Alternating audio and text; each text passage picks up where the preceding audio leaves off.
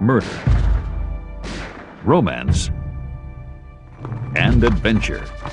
How in the world did we ever do it? We were able to shoot from early in the morning until 1 o'clock at night, and sometimes I slept on the set.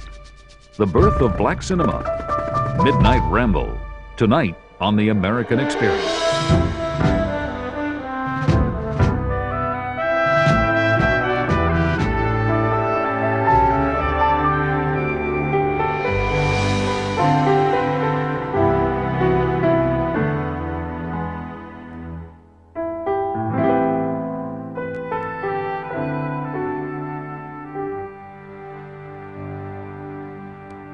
Major funding for this series is provided by the Corporation for Public Broadcasting and by the annual financial support from viewers like you. The American Experience was made possible by generations of Americans. Funding for this program was made possible by American Express. And by Miracle Grow plant food. For flowers, for vegetables, whatever you grow, a gardener's true friend is Miracle Grow. Good evening and welcome to The American Experience. I'm David McCullugh. I sometimes wonder if it's possible to convey what the movies once meant to those of us who grew up before television, the influence the movies had on our lives, our whole outlook, our notions of good and evil, right and wrong, on romantic love, patriotism, not to say our own personal aspirations. From about the age of 14 on, I knew I had to get to New York, and it was all because of those great New York scenes in the movies. If anything was ever part of the American experience, it was the movies. Yet it was an experience not equally shared. Not all Americans could enjoy how they were portrayed on the silver screen. In parts of the country, not all Americans were permitted even to attend the movies unless they went to special screenings held at midnight or sat in sections designated for colored only. In 1900, black Americans were leaving the South for the big cities of the North, laborers, teachers, doctors, preachers, writers, who established a whole way of life parallel with the dominant white society, but separated from it by the law and customs of segregation. And close as those two worlds were, black Americans knew more about the white community than whites had ever bothered to learn about the black one. This was equally true in the popular culture.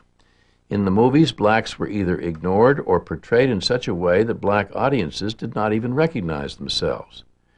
And they quickly understood how great was the need for pictures and stories of their own, race movies as they were called. So they set out to make them. Parallel to the rise of Hollywood came a whole industry of movies made by black producers, starring black actors, for black audiences. They are the subject of this hour, Midnight Ramble.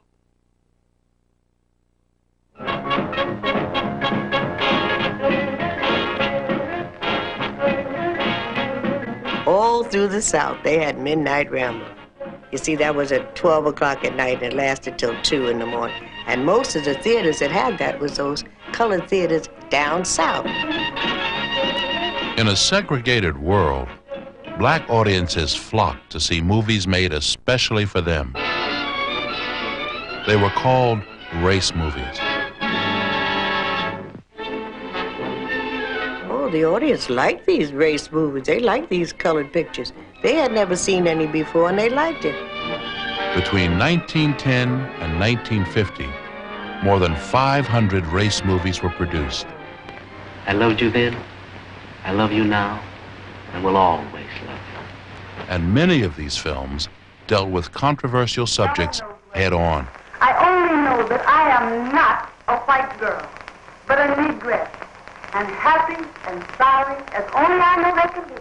Race movies were important to black audiences because it provided them with images of themselves that they didn't see in the regular cinema. It was unique. It was unique to us, and it was something that was different to see a black cowboy. I wouldn't draw that, mister.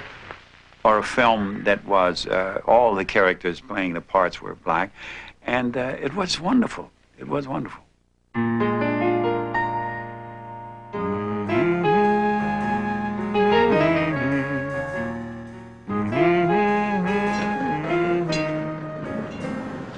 It was in Chicago that race movies got their start. At the turn of the century, Chicago was a cultural center for Southern blacks. Determined to put the shadows of slavery behind them, they poured into this northern city by the thousands.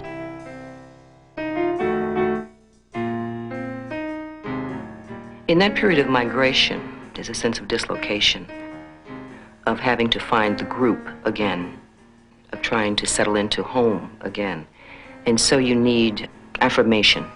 You need race movies, you need race films, you need race records, you need race people, race organizations. So one of the things that the race films answered was that echo. I want to hear myself, I want to see myself. As blacks prospered, a sophisticated, urbane middle class began to emerge.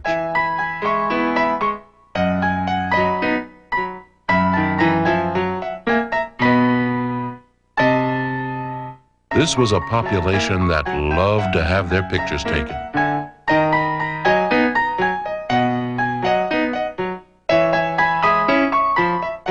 They were seeking something. They were seeking to literally to construct themselves, and wanted to see images or reflections of that striving in the images that were portrayed in various forms of mass media.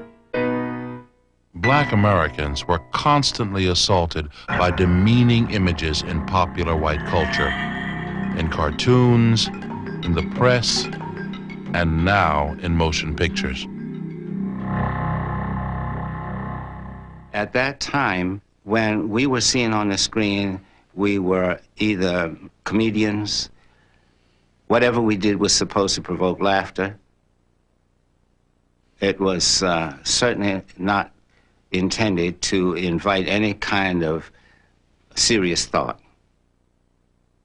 What was so offensive was the overall image that these movies portrayed of African Americans as having never moved off the plantation, of being illiterate, of not having made any advances at all.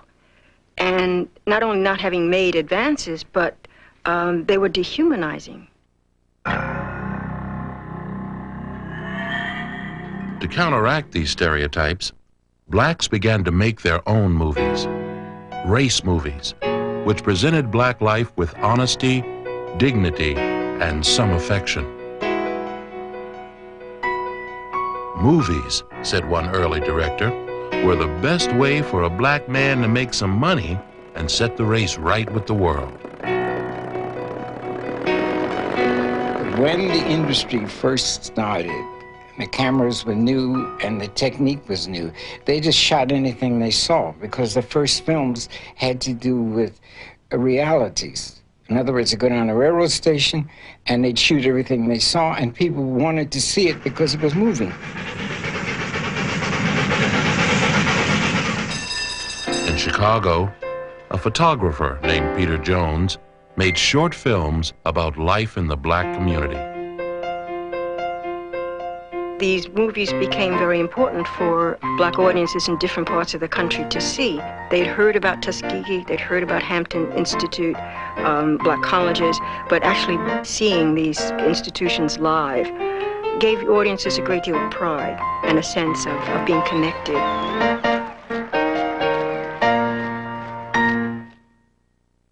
Race movies soon became popular entertainment,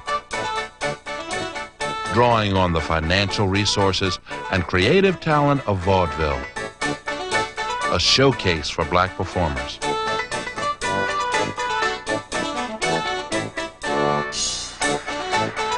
The Black Vaudeville District in Chicago was known as the Stroll. Here in 1910, William Foster, a vaudeville press agent, became the first black to set up his own film company. Chicago was also the home of Ebony Films, a race movie studio which produced slapstick comedies starring black vaudevillians.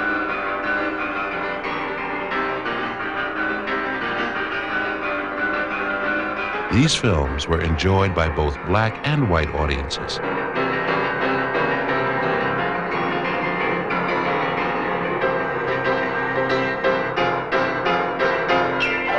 But outside the darkened theaters, the country was a dangerous place for African Americans.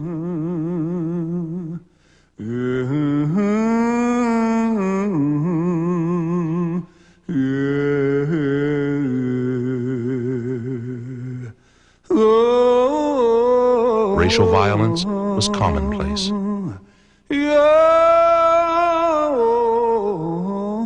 There was this pattern of lynchings to keep blacks in place. All-time high was probably reached in the 1890s, but even as late as 1900, the first year of the new century, 100 black folk were lynched, and lynchings didn't really begin to tail off until the 1920s.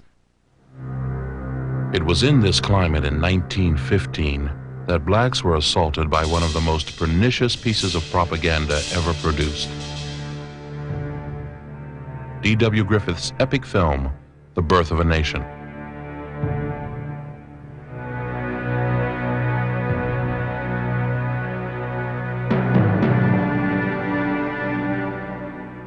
Seen by more Americans than any movie previously released, this film sanctioned the violent practices of the Ku Klux Klan.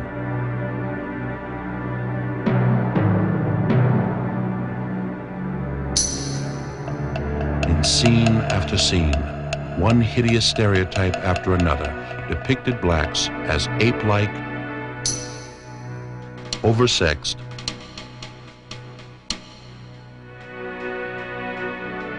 corrupt, and lazy. White America, from President Wilson down, hailed The Birth of a Nation as an artistic triumph. But the black community was outraged by the film's distortions.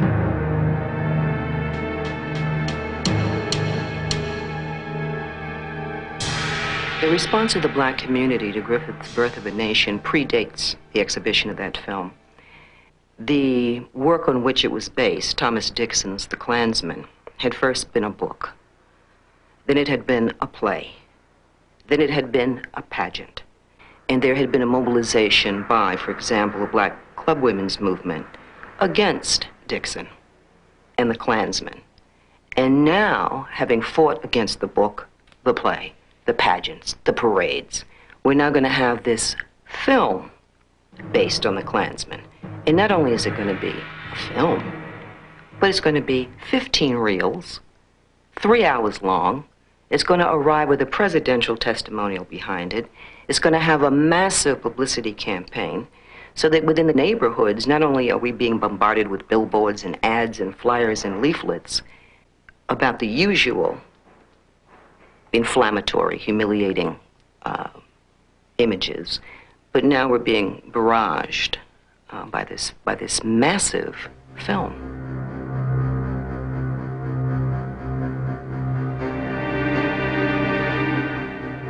Across the country, black leaders and their white supporters organized. They went to court, set up committees, petitioned mayors, and staged protests to have the film banned. Griffith had a maid named Cora, and he gave her a ticket to see it. And it was a pattern of first-class Southerners. When you send your maid someplace, you tell the man on the door, let Cora in and let her sit in my seat. Cora dressed up in her Sunday clothes and she went. And when she came back, she said to him, Mr. Griffith, I'm ashamed of you. I'm really ashamed of you, the way you treated my people. And I want you to know I named my son after you, and I'm changing that name today. Goodbye. Over the next 5 years, more than 30 race movie companies were formed. From Los Angeles to New York, from Kansas City to Jacksonville, Florida. Some were owned by blacks and some by whites. In 1916, a black-owned company, Lincoln Pictures, became the first to produce serious dramatic films.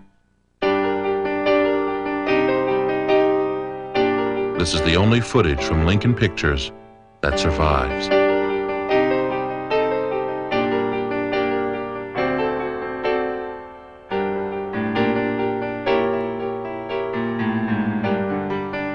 They departed from the general portrayal of black Americans on national screens.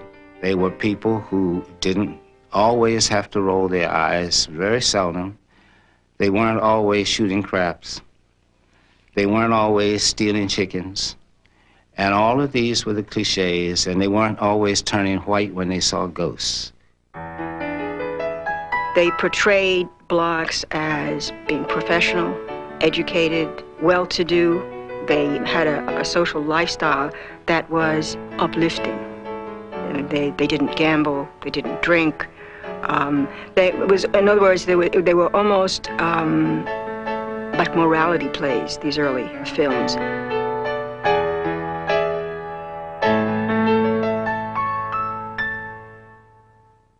Lincoln Pictures was the creation of Noble Johnson, a versatile character actor who got his start in Hollywood, playing everything but what he really was, an African American.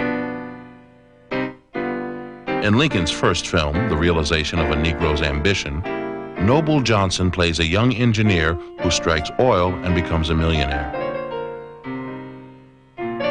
Noble's brother George, the company distributor, boasted that this movie was the first successful Class A Negro motion picture, minus all burlesque and humiliating comedy. It was a box office hit. The pictures had a very professional look to them, in part because of the experience of Noble Johnson, who had worked in films as an actor and as a makeup artist and so on. His years of experience paid off.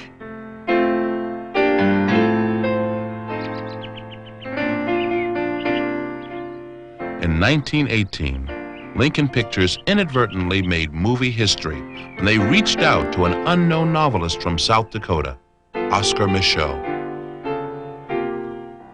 Micheaux was always a maverick. In 1905, while most blacks were moving to the cities, he settled among white homesteaders in South Dakota.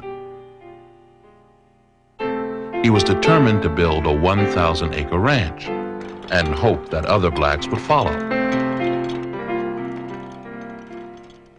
As Micheaux would later write in his book, The Conquest, I turned my face westward with the spirit of Horace Greeley. The words, "Go west, young man, and grow up with the country," ringing in my ears.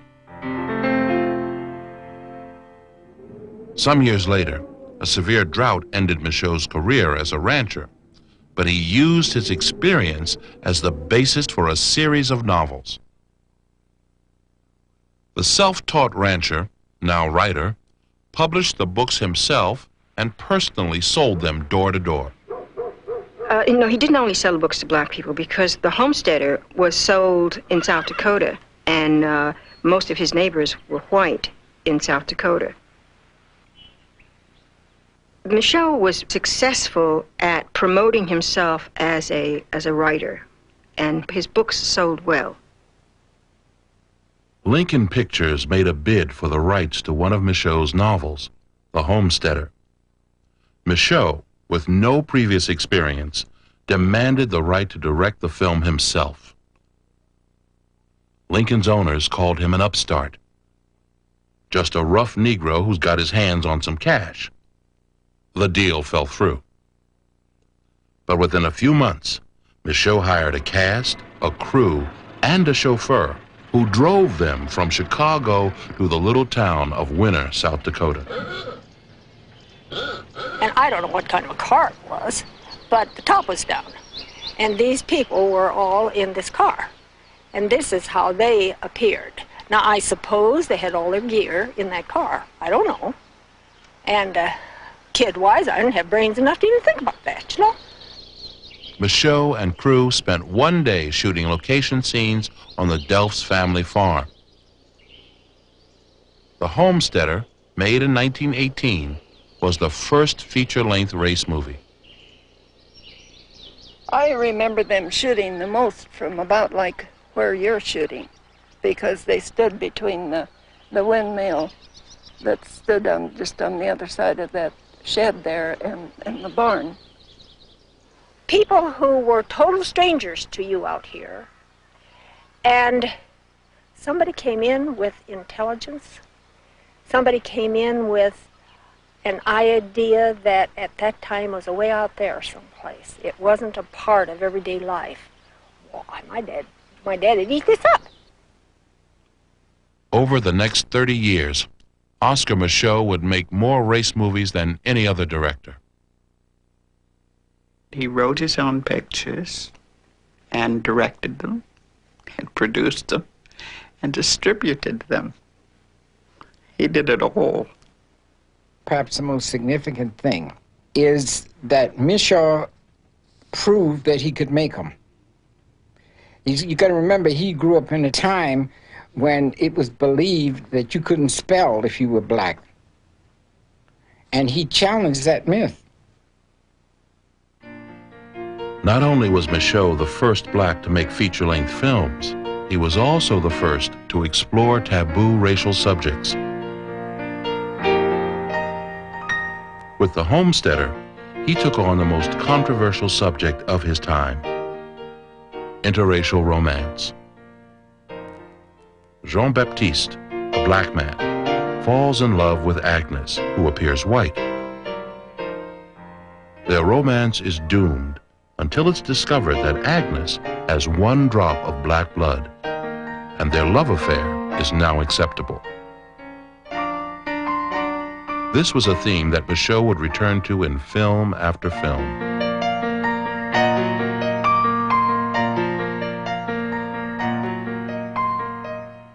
It was almost a personal obsession with Micheaux to constantly have these superficial conflicts in the films between light-skinned black people and dark-skinned black people. He persisted in dealing with rather sensitive subject matter. He focuses on questions of color. He focuses on the need for an education. He focused on what blacks had to face in moving into the urban environment. He seemed to be more concerned about the message he wanted to put across in his films, very often which were his own sort of personal philosophy, his own personal take on the black experience. Micheaux touched a nerve, and the audience responded. 1 year and 4 films later, he reported earnings of $40,000. He was an exemplary businessman. He continued to work his trade in a capital-intensive enterprise with very little money, but with a wealth of skills. His ability to collar people, his ability to talk, his ability to make those films, to carry them around, to promote them, to exhibit them. He becomes a model for the independent black cinema movement that comes out of his shadow. One of the greatest tasks of my life, wrote Micheaux, has been to teach that the colored man can be anything.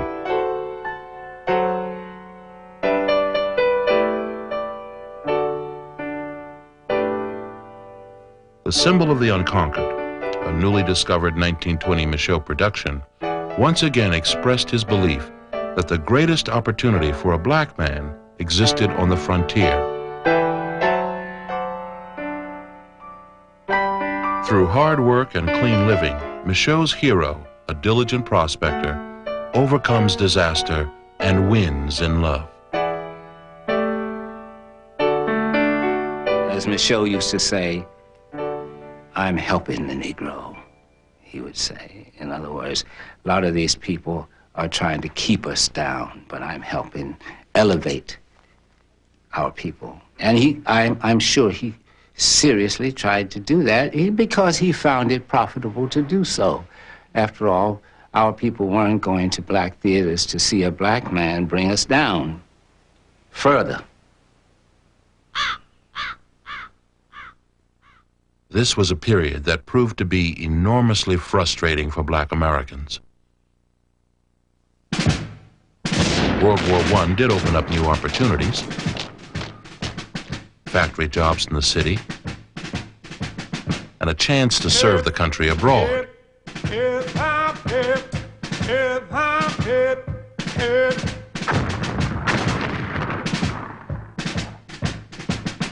But when the war ended, blacks found themselves caught between their own rising expectations and continued racism. The black soldiers were returning, and they felt that they had fought to make the world safe for democracy, and that they had, in a sense, earned jobs and rights to fair treatment. But what they often encountered was this kind of resistance, this hostility based on job competition. Post-war racial tensions exploded. Rioting broke out between whites and blacks in dozens of cities around the country. In Chicago, entire neighborhoods were destroyed. 6,000 troops were called in to stop the bloodshed. It became known as the Red Summer of 1919. Black soldiers still in uniform were actually attacked by white mobs as they descended from trains and other public conveyances. And in effect, the Red Summer was a kick in the teeth. But what was different about the Red Summer was the extent of black retaliation. Oscar Micheaux set out to produce a stinging response to the racial violence that surrounded him.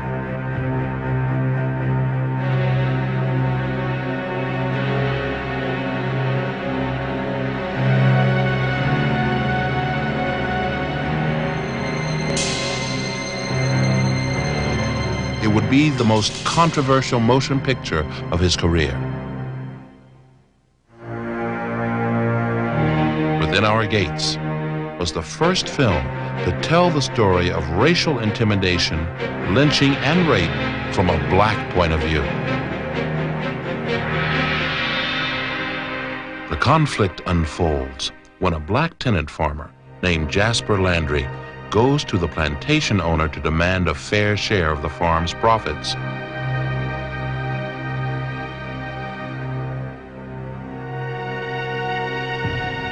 During their argument, the plantation owner is suddenly shot by a disgruntled white farmer.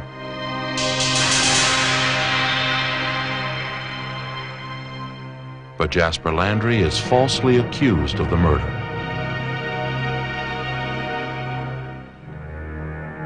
While a lynch mob assembles, Micheaux adds a graphic twist to his plot.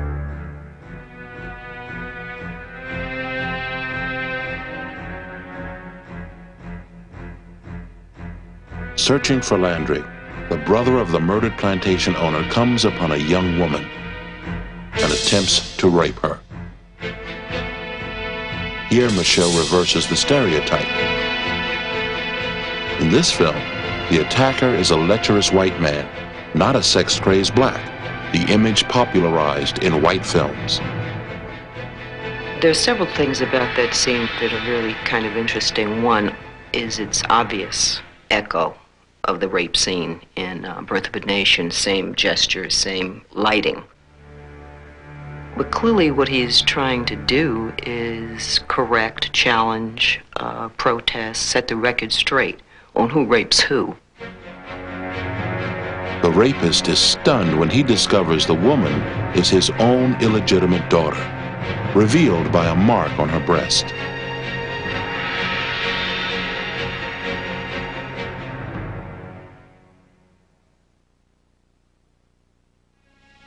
At the climax of the film, the white mob captures the black family.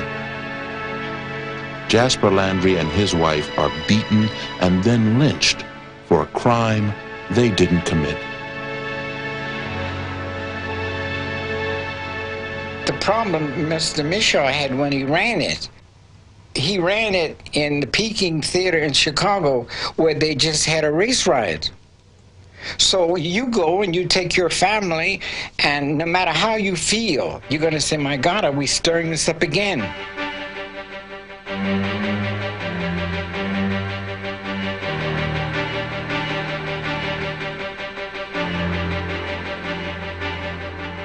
They didn't want to see it.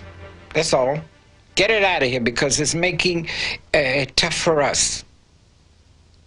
It's making the whole community uneasy because these white folks were shooting blacks like flies last night. Now when they see this, what is it going to do to the blacks and what is it going to do to the whites?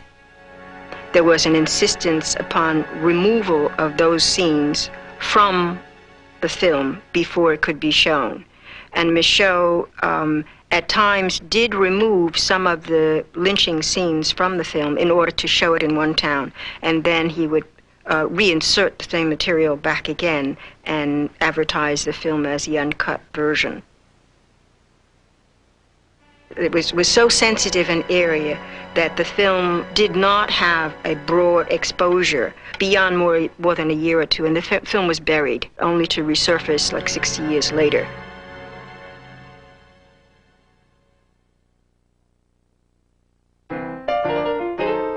At the time Within Our Gates was released, there were more than 300 theaters catering to black audiences. Storefront theaters like Mott's Pekin in Chicago, and movie palaces like the Walker in Indianapolis were built and owned by black entrepreneurs. By the early 20s, the race movie industry was flourishing. Colored motion pictures, said one New York newspaper, are in great demand.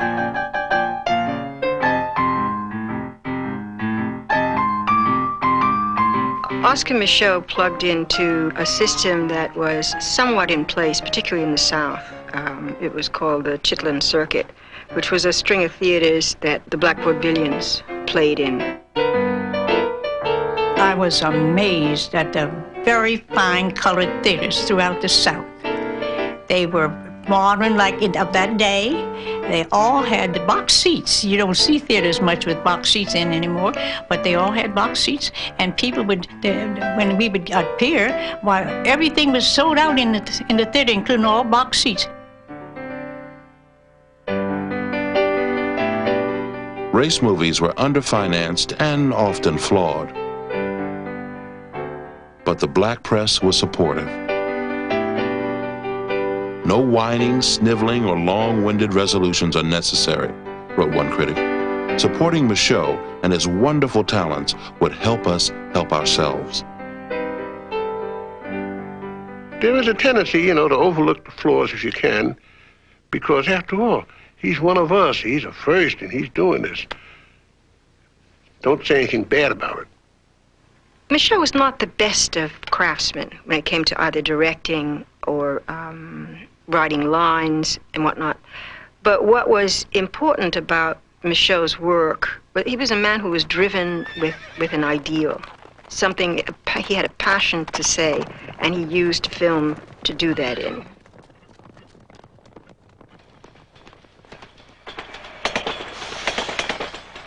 Race movies never really became a part of the cultural explosion taking place in Harlem in the mid-20s.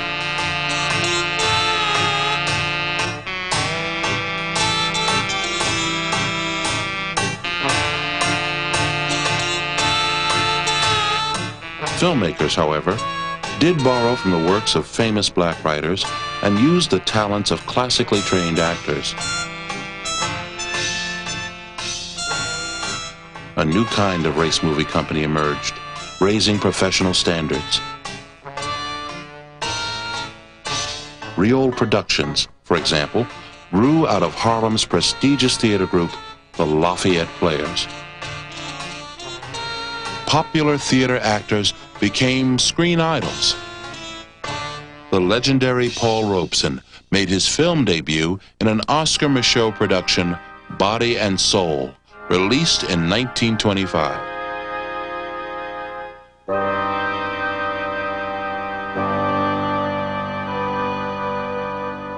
In true Micheaux style, he cast Robeson, a minister's son, as a philandering alcoholic preacher. He creates a preacher who is corrupt, who drinks in the pulpit, and that incensed an area of his audience, so much so that this film also disappeared for a while. and did not get a great deal of exposure because of its content and treatment of a black minister. Oscar Micheaux argued that he was only trying to present the truth, to lay before the race a cross-section of its own life, to view the colored heart from close range. It's sort of like being shown nude, you know? You resent that kind of exposure, and you wake up in a cold sweat when you dream that you were naked in front of a whole lot of people. Social dramas, as they were then called, were popular, like this one, made by the Colored Players of Philadelphia.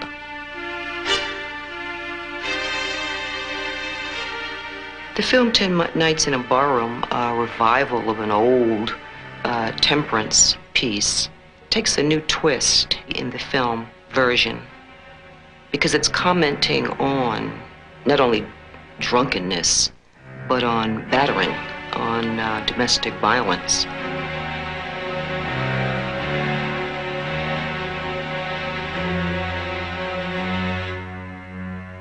We're in the Prohibition period here, and the film looks at the impact of drunkenness on a child who gets killed. This film has a critical edge. It has a social whip motive, and that is to critique negative behavior.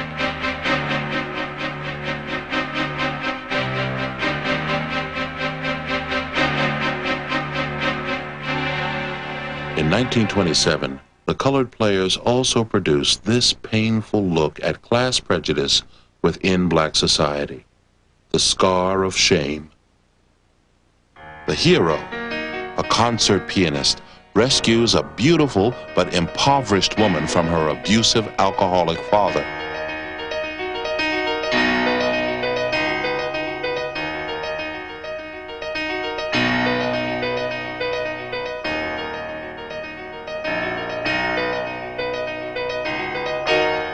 The pianist is too ashamed to reveal his marriage to his upper-class family.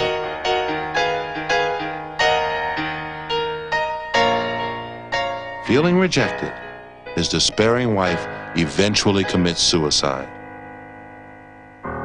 The treatment of the heroine in Scar of Shame raises a number of questions about not only the characterization of black women in race films, but about the relationship of those films, you know, how reflective they were of actual life.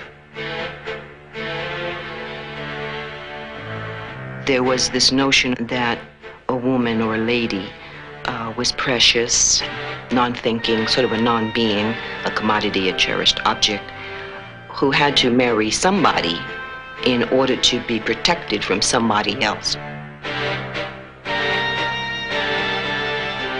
Popular as these films were, it was hard for race movies to make money.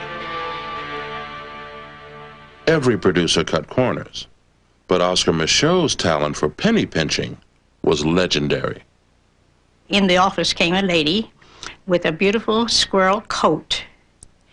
He had her go into another room because he had the minute he saw the squirrel coat, he felt to himself, I'm going to have Shingsy get into that coat and take her downstairs and have her photographed coming out of this building, which he did. We did it hurriedly because he didn't want the lady to know her coat was out of the building. And after which we came back in, and he never let on.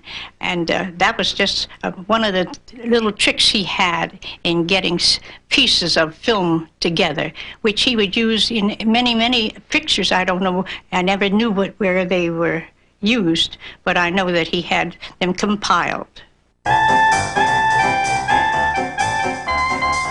With the arrival of talkies in 1927, production costs skyrocketed.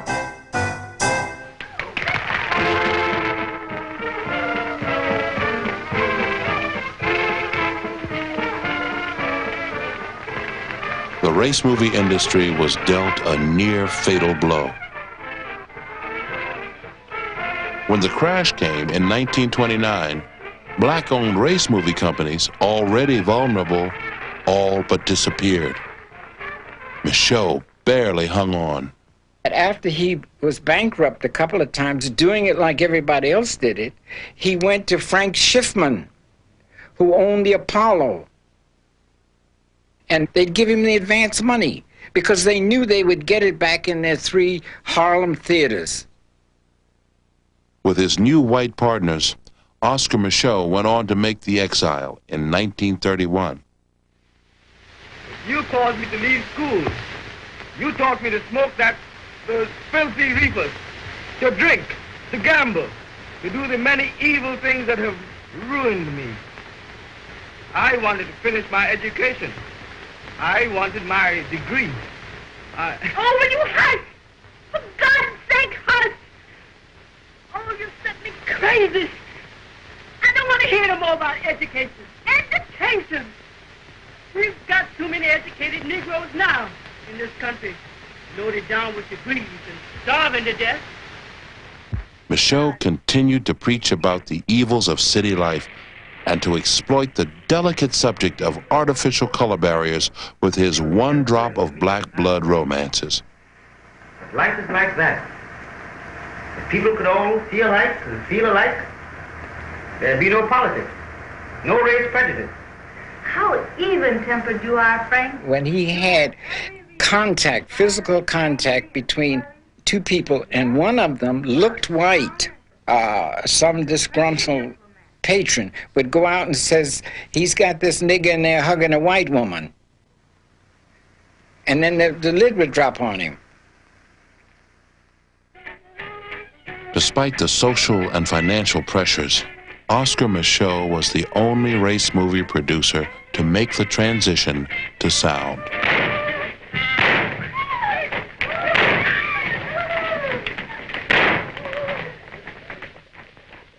At the same time, Hollywood realized there was money to be made in talking pictures with all-black casts. How you feel, big boy? Like my dancer? Does I?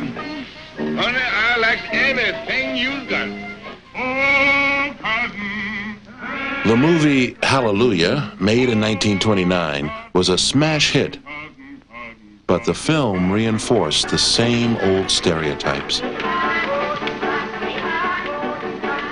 Especially coming out of Hollywood, there were films that featured black performers in roles which were really less than complimentary. Can you keep a secret without running all over the neighborhood and telling it? That is my fear now. I can't even walk all over the neighborhood. Stephen Fetchit was a performer of proven ability, but when he got into the Hollywood thing, he had apparently a talent for the shuffling, teeth-baring, and eye-rolling stereotype that Hollywood always associated with the Negro. He was an instant hit. With them, they put him in every film where he could do that. Where were you on the night of the murder? Oh, I was off that night. That was my night to ball, and I was juicing in the saloon. Are you sure you weren't? Hollywood continued to typecast black actors. Where'd you get that gold brooch? You mean this scrumptious piece of jewelry? Yeah, where'd you get it? Just give it to me. Who gave it to you? Ask me no questions and I'll tell you no lies. 2 key ingredients in these films were singing and dancing.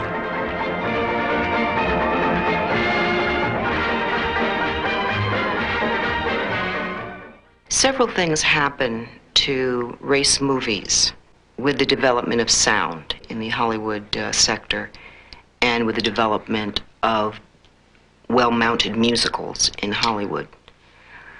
One, the race movies try to duplicate the song and dance, the entertainment values of those films with a minimum of money.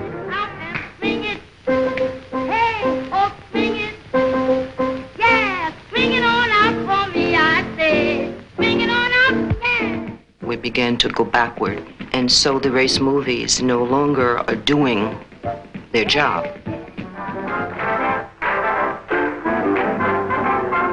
White producers began to dominate the race movie market. Harry M. Popkin produced the movie The Duke is Tops, in which Lena Horne made her movie debut in a supporting role. I know you remember all I told you. We'll see our dreams through. You remember. Once Hollywood noticed her, the movie was re-released as The Bronze Venus, and Lena Horne got top billing. The difference between race movies and all-black cast Hollywood films began to fade. But popular vocalist Herb Jeffries was one of those who recognized that there was still a need for race movies. There's only one shot left. Well, I was with Earl Hines' band as a vocalist with his band. Flamingo. We were traveling on the road. It was in Cincinnati, Ohio. It was an early evening, about 5 o'clock, and there were a bunch of children running up the alleyway. Group of little white children and one little black child running along behind, and he was crying. They went through the fence, and so we called him over and says, hey, what's the matter? Those guys hit you? And he said, no, they're my friends. He said, your friends? What are you crying about? He said, well, we're playing cowboy, and I want to be Tom Mix, and they won't let me be Tom Mix because Tom Mix ain't black. And boy, the guys in the band were really set back by that, and we talked about it and said, gee, you know, little black children cannot relate in a cowboy picture. Who can they be, you see? And yet there were many great black cowboys, great heroes in our history. So I came back to Hollywood, decided that I was going to come out here and somehow instigate a black cowboy picture that could play in thousands and thousands of segregated black theaters throughout the South. I said, I gotta make that cowboy picture somehow. Jeffries went on to become the first black singing cowboy. Now I am confessing, got that gambling craze. Will I learn my lesson? Oh, I'll be broke for 30 days. I can't trust at the store. Jeffries' films were widely distributed, but by the late 30s, Hollywood had begun to siphon off the race movie audience as they controlled more and more theaters. After we made all these pictures, we had no place to show them. We went around these different places trying to show all these pictures. We had no place to show them. Forced to adapt to a shrinking market, Oscar Micheaux began making gangster films and mystery thrillers like Murder in Harlem. He even came from behind the camera to play a bit part as a detective. That tall Negro did this. He will try to lay it on the knife. Oscar Micheaux, he did everything fast, quickly, because his money was limited. He didn't have any money. But everybody just went along with him because they wanted to be in the pictures, you know, so they just went along with it. How in the world did we ever do it? But we were able to shoot from early in the morning, daybreak, and sometimes until 1 o'clock at night we were still filming. And sometimes I slept on the set. You know, I'd crawl up on a army bunk that they'd unfold and put there, and then I'd just lay down with all my clothes on, all the cowboy clothes on, and except my hat, and that's one of the few times I took it off, and wake up in the morning, and the guys wake up and say, okay, we're going to get out there and do a chase shot, and we'd go do it. While black westerns portrayed a romantic view of life, Micheaux's films continued to scold, presenting a vision that was both critical and disturbing. Why is it that so many, most all of our men, when they go into business, it's got to be a crap game, a numbers bank, or a policy shop? Why can't they go into some kind of legitimate business like white people? They could, but they've made no study of economics. Their idea of success is to seek the line of least resistance. The Negro hates to think. He's a stranger to planning. I guess you're right. I guess I think too much, and plan too much also. But after viewing the failure of our group, for we are failures, it seems that we should go right back to the beginning and start all over again. That's what I've decided to do. Mm-hmm. I'm going to buy a farm and start at the beginning. With God's Stepchildren, it became clear that Micheaux was out of touch with a new generation of moviegoers.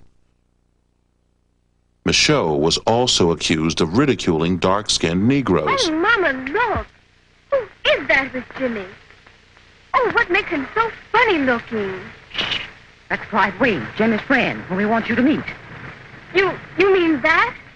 That's the man he's been talking about? Sure. And he wants you to like that? That person? Oh, Mama, I don't want anybody who looks like that. Oh, In please, some hide cities, somewhere. black protesters even forced him to withdraw the film. Might hear you. By the 40s, it was clear the type of race movies Oscar Micheaux was famous for no longer had a future.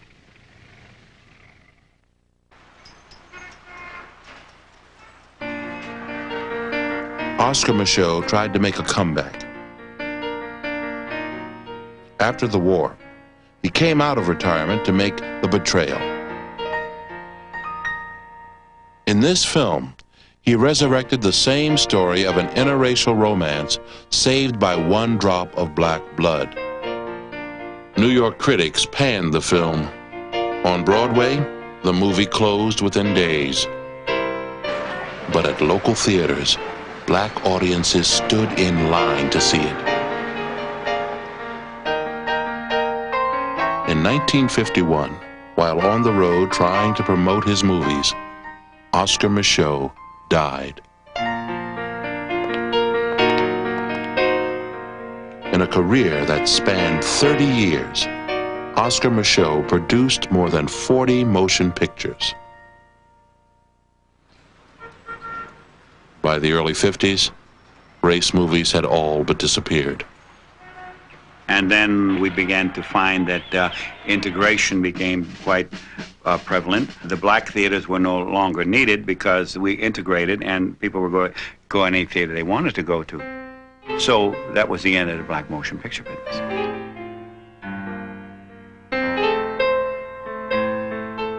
Today, only a few fragments of these films survive. Reminders of a time when movie makers struggled to fill the hunger black Americans had to see themselves portrayed with dignity, affection, and pride.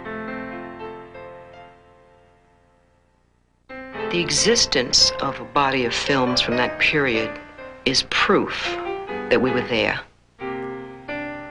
That certain kinds of assaults, such as Birth of a Nation, did not go unanswered. That the explanation industry was challenged, and that there was a movement in those days to try to do justice to black character and to community life. It gives us memories. It gives us a sense of the past, and it puts a bone in the back.